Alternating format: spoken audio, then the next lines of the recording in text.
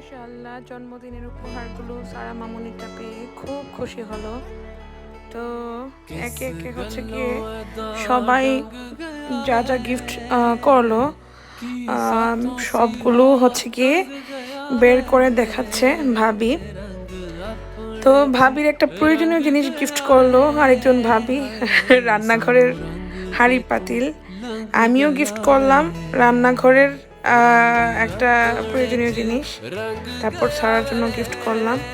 আমার গিফটগুলো হয়তো বা প্রথম অবস্থায় ভিডিও করতে পারিনি, যাই হোক।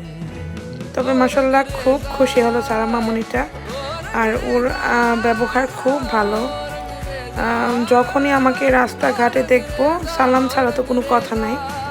তো সারা মামুনির জন্য অনেক অনেক দোয়া এবং ভালোবাসা রইল।